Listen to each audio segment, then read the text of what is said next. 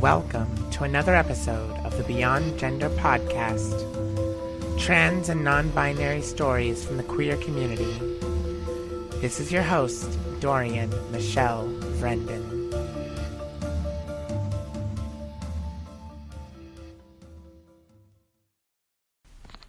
And now for the news. In Honduras, transgender woman Santiago Santi Carvajal, founder and social influencer at the Galaxy of Santi, was brutally gunned down on Friday, July 5th after leaving the studio with friends. Santi was renowned for critical reporting on local issues and was most famously known for extravagantly reporting on LGBTQI events and news amidst the notoriously transphobic social climate in Honduras. Pride was in the air throughout the UK on Saturday, July 6th, with Pride parades taking place in London, England, which was notably led by the trans-inclusive L with the T advocacy group, and up to 1,000 people taking part in the second Trans Pride March in Dublin, Ireland, which was double the amount of last year's turnout, where many participants were likewise taking a specific stance against recent TERF or trans-exclusionary radical feminist rhetoric.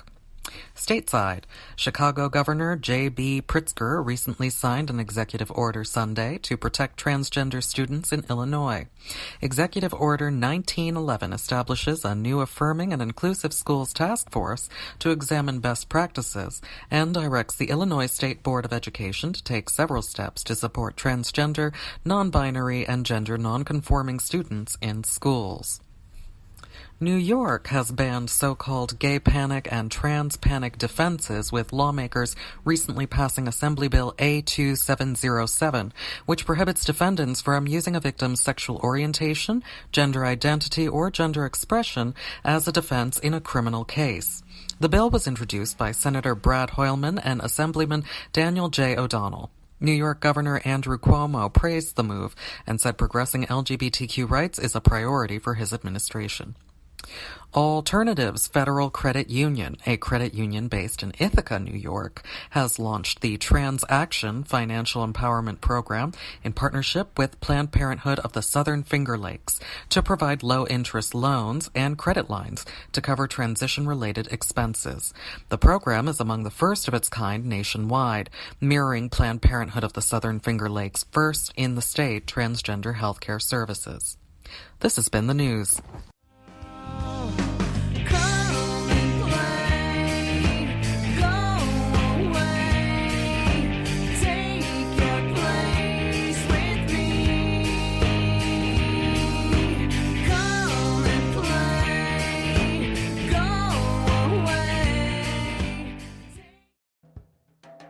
This week's episode of the Beyond Gender podcast is brought to you by Audible.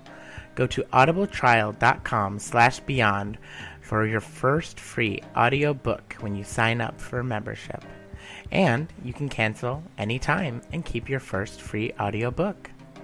This week I am recommending Julia Serrano's Whipping Girl. It was one of the most pivotal books that I read in early transition, and she has updated it and narrated it herself.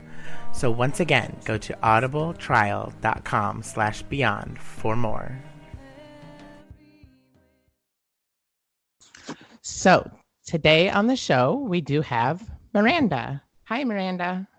Hello, Dorian. Hi, everyone. Hi. Would you like to introduce yourself and who you are and what you're all about? Of course. So, my name is Miranda Selene, and I'm an MTF transgender woman. Began my transition at 19. Pronouns she, hers. And I used to be a YouTube personality back in the day. I was never huge, but I had, some people knew me. So I was the Lady in Waiting blog was my name. And I basically just did videos chronicling, my transition and, then just life kind of took over, and job and all of that. And I had to take some breaks from it. But I spent a lot of my 20s, pretty much all of my 20s, really discovering who I was, developing, the persona that I think best represented who I always felt I was inside. Mm-hmm.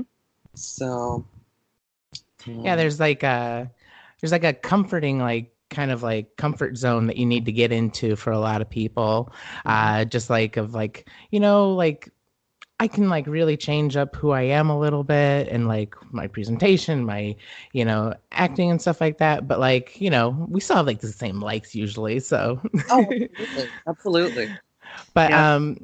I was gonna ask, since you did mention your vlog, how was that time with the community, like putting yourself out there, and and such kind of like I was looking at the dates of them, and there's what like 17 and 18 of the 2000s. Yeah, yeah, yeah. So So yeah, it, like that was kind of a tumultuous time. So how was that? so I when I first began, it was well, I think some of the first videos were from a bit earlier because I remember I was in college then. Okay. And so it was more like, it must have been like 2013. And like I said, I went like all Oh, over. okay. So I took some breaks, and then I was more coming back 2017, 2018. So I think I really kind of encapsulated, um, you know, where we're at as a community now versus then. And I think you can kind of see it in just like the energy, that's being put out there.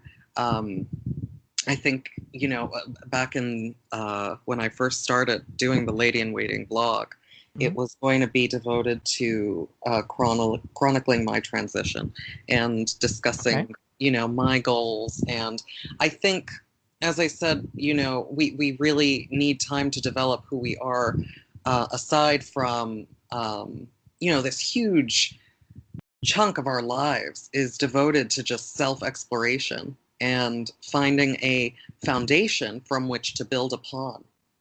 And I think that's something that a lot of cis people uh, maybe necessarily don't really have to go through. They kind of get their foundation early on. And what I mean by that is just, finally getting things straight with your identity and then building upon that as an individual. Like, okay, so I'm, a transgender woman. How do I build upon that? And what exists outside of that, that makes Yes. me who I am. And I think when I first started, pretty much like every video would be like prefaced with, well, as a transgender woman. And it's As like, a trans woman. so it took a while for me to really see, like, okay, that's great, and I'm proud of who I am, but what else is there to Miranda, to me, and I think the video kind of helped me piece that together, as much as it may have helped some other trans people who were struggling through their own, early days of their transition. And the world, it just kind of has been evolving and ebbing and flowing, and going backwards and, forwards, but it's always been difficult. I think that there's a lot of animosity against people who decide to break with a traditional conformist structured society. And so there's a lot of, repressed anger that I think came to light in 2017, 2018, and continues to. But I have been asking myself questions, looking back at the past, saying, was it always there? Was this animosity there, and we were not privy to seeing it? It wasn't exposed necessarily. Yeah, maybe he didn't have like a soapbox as much, and was Exactly. how I feel is more like it was kind of like a joke, or kind of understood that that's a little strange or something like that, and and I myself like grew up kind of not knowing who trans people were, and Right. so Yeah. there's a real big barrier between like the education then, now, and being more. I don't know. The animosity might be there, but I think it is dwindling a bit. And Yeah. especially with the younger generations, it's kind Oh, of like being explored thank God for more. I know, right? Thank God for them. Thank God for the kids. Yeah, no, there was even, as you reported last time, a Supreme Court decision that was like let down to the lower court's decision and stuff like that. And that's great. Like, like precedent for these kids that are, just like struggling to see who they are and, like have a extra layer of scrutiny on them and all this other stuff. So, they're fighting a good fight too. So, Oh, absolutely. I'm rooting for them so hard. When I was doing my videos at, 19, which is really when I transitioned. I began my transition. I felt, I think that, as you were saying, like the landscape was more like, oh, okay, it's kind of just strange, whatever. But I didn't feel as consistently targeted. So I think I had time to kind of delve into like a happier place, and kind of just, and I think I needed that as like a little baby trans, just kind of baby trans. Yes. So it was very different, but it did open my eyes to a lot of the things that would become a mainstay in my life. I think through my my videos, I kind of realized what my journey entailed, and how it wasn't necessarily as black and white as like what I was like you said before. I didn't know what a trans person was. I came from the generation of like the 90s daytime talk shows with Jerry Springer and all of this, and that was my first exposure to what a trans person was, which not the best. Not the best. And then over time, it was really funny because when I was 16, so I was, to give a little background, I was raised by my mom, my grandma, and in a Latino household with, a very kind of religious backdrop, and especially with grandma. So, at 16, everything was kind of in flux. I had been in parochial school all my life, and I ended up going to a fundamentalist Christian high school. Fun. It was so fun, let me tell you. But it was really disconcerting, because even at that time, I knew that I, as I said, I lacked the language for what exactly it was I was feeling, but I always knew that I was different, and from a very young age, I always wanted to play with dolls and, take on these stereotypically feminine roles, like when you're playing house and you want to be the mom. So, and at 16, I was discovering that, I was also attracted to other boys, and granted, in the high school, it was kind of slim pickings, because they were all like these Christian fundamentalist boys, so I wasn't really that attracted to anybody there. But, in the media, you see actors or actresses that you think are attractive. And so it was difficult, because you're discovering who you are, in a very preliminary stage, where you're vulnerable and weak, and you're being fed all of these messages, and it I guess it was the late 90s, early 2000s. I was in high school, so I was, constantly, day in and day out, dealing with um, the rhetoric of like these Bible teachers and, discussions about how, gay people go to hell, and if you're gay, you're going to burn in hell, and blah, blah, blah. And my grandmother, of course, reiterating that. And it was just a real challenge, in addition to all of the other challenges that are so commonly faced by gender nonconforming individuals in high school or any school setting. Like, I would hold my bladder for long periods of time because I didn't want to go to the bathroom and have to deal with any bullying there, because I always had a very, feminine kind of manner, I guess. And so I was bullied, severely bullied. And the gym classes, were all like same sex. So I was just in there with a bunch of guys, and it felt like what I imagine prison must feel like in the beginning. It was very nerve-wracking. Oh, no. And, so I would try to make myself sick so I could get out of it. And because I hated it so much.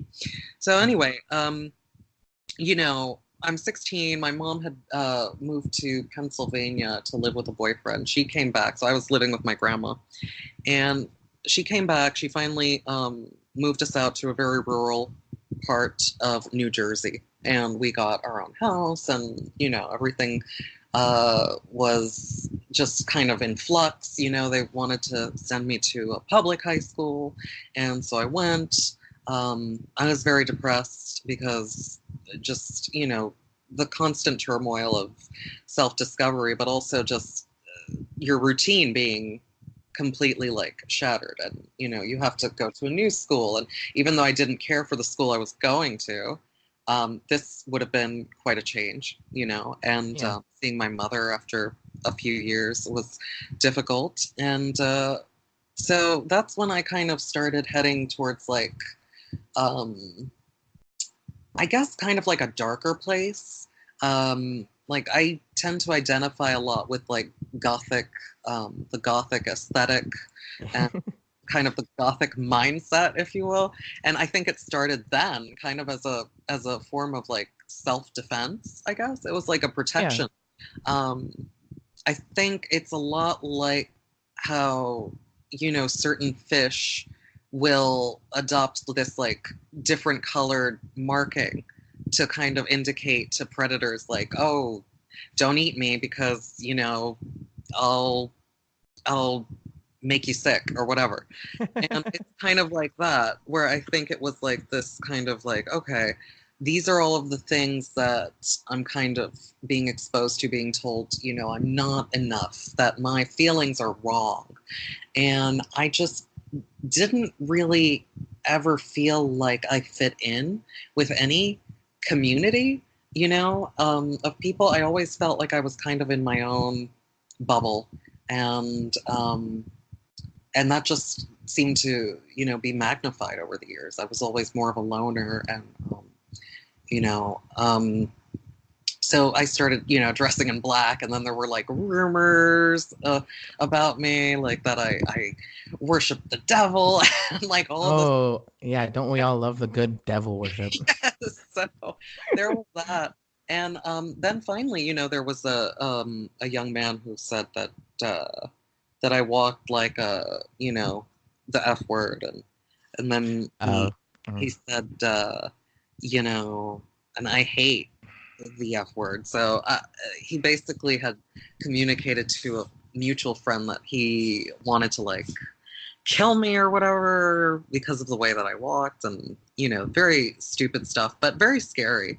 And so I ended up not wanting to continue with school, and that was a big problem with my mom, obviously, and so it was like, this kind of like, well, what are we going to do about this? And we reached an impasse, and I was so desperate that I did try to take an overdose of pills, because I did not want to go and subject myself to any more ridicule, death threats, things like that. And, I think at that point, and it's so sad that it takes a suicide attempt to really kind of hammer home this point to parents. Like, listen to your children.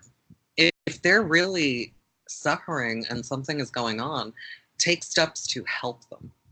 Don't just kind of gloss it over, because you could end up losing them in more ways than one. And it was a trying time for us, but eventually we did, grow past it. And so, then I started going to college a little bit earlier than I guess most kids, but I, got all of my tests done and, was able to. Yeah. Always been a bit of a nerd. So did that. And then when I was 17, I met all these wonderful people in my local community college, and they were just like lesbians and hippies, and they were queer, and it was just a great time because I felt finally like I was with a group that kind of got me, or I guess I just didn't feel that fear anymore. There was like a great liberation that took place in me. And that's when I started exploring, why is it that I'm different? What does that mean for me? Yeah.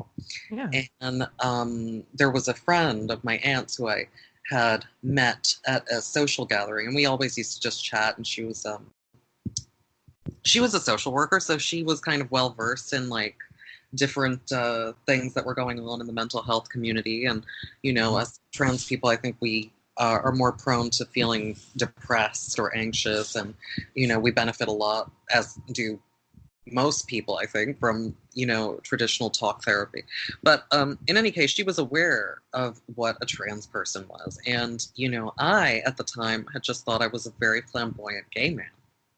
Yeah, exactly. I felt kind of the same way with my transition. I was just like, I don't know if I'm gay, but I don't. It was like incongruent the same way. Like, Yeah. but like it didn't fit like any way I put it. So like it took transition and kind of that reconfiguration to kind of like of myself and the view of myself to kind of get to that point to where I was like, okay, well, I can have like long-standing relationships with these people and not feel awkward or like I'm hiding something, or that I'm really just searching for myself and I don't know where I am. But Right. just finding yourself. But I was going to ask, like, what kind of community like inspirations do you have? Like, you kind of touched on that there were some people like in the community, but anyone specific or any specific kind of media that really grabs your attention that the trans community is putting out? Well, I've been listening to the Beyond Gender podcast for quite some time, and I would listen to you guys at work all the time, still do. And, I think that you and Caleb have done a fabulous job of getting the podcast to really highlight just ordinary, everyday people like myself, where it's like we might not be, celebrities or like on the cover of magazines or anything like that, but it's so vital to know that there are people like you out there who are just kind of going through it with you day by day, even though you might never meet them or know their names. But just knowing that they're there, hearing their voices, hearing their stories is just such a vital lifeline, especially when, as I said, I came from a very isolated, rural kind of place where I didn't think there was another trans person for miles, and yeah, that can be harsh. Like I grew up in Illinois in the cornfield, so I was actually born in Illinois, in Waukegan. Oh, okay. I was born in Indiana, but I lived in Ottawa. Mm-hmm. So yeah. So I would say definitely the Beyond Gender podcast. I'm also a big fan of Riley J. Dennis. I think that she's just doing some really great work. I love her videos. ContraPoints is another who I think is just fabulous, has some really great videos that are entertaining, but also very insightful. And so I'm very happy that, YouTube has become like a platform, and that media in general is becoming kind of our venue, our avenue towards really getting ourselves out there and, perpetuating our voices and making sure that our stories are heard. I think that's really, really important.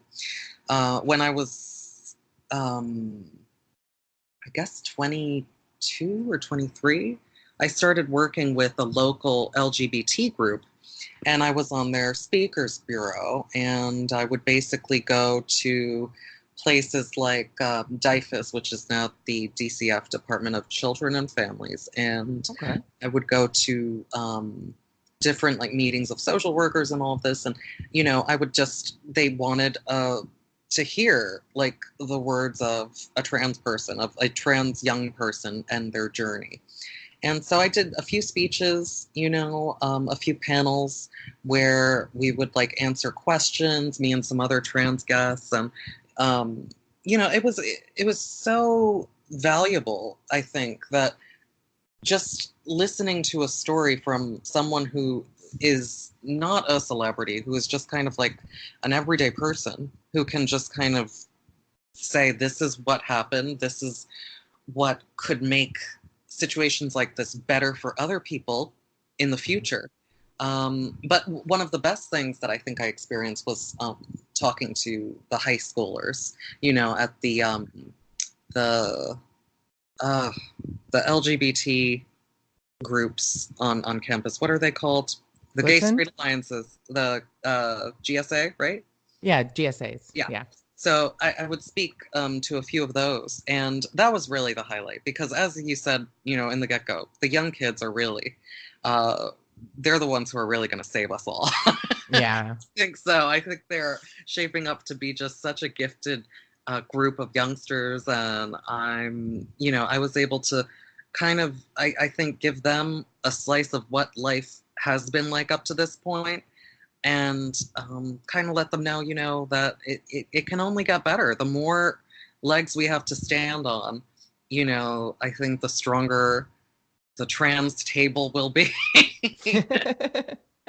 And a lot of legs. We're not going anywhere. And that's the visibility is really the key. I think we need to always maintain visibility and remind the world that, we're not dirty secrets. We're not going to get brushed under the rug.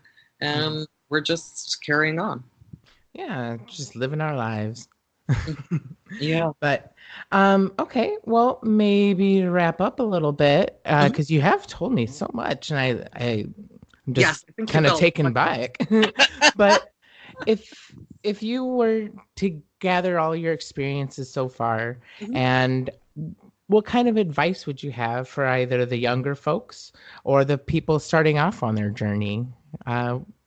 What kind of things would you have to say to them? I would say to let your own voice drown out all of the negative naysayer voices around you, because it's the only voice you can really rely on. And there's going to be a lot of people telling you things, like that you'll never find anyone, or your job prospects will be limited, or you're possessed by a demon, which, I've heard all of those things. And it was very off-putting, and scary, and it made me question my journey. But somehow you just find that strength to drown them all out and be like, no, there is no other way. There is no other way. So whether you're at the beginning or you're not even there yet, I think listening to yourself is really the only thing that you can do. Oh, well, that sounds great. Well, thank you so much for being on. And thank you for having me. Of course.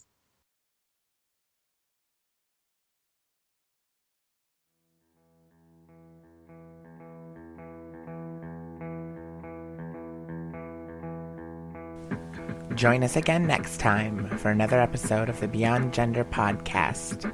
But keep in touch on Facebook at Beyond Gender Pod and beyondgenderpod@gmail.com if you'd like to be a guest. Message us, comment, and go to beyondgenderpod.com for all the other episodes. We'd like to thank Lux for artwork and Lunar for the music. Once again, I am your host, Dorian Michelle Vrendon. Until next time, stay safe, stay connected.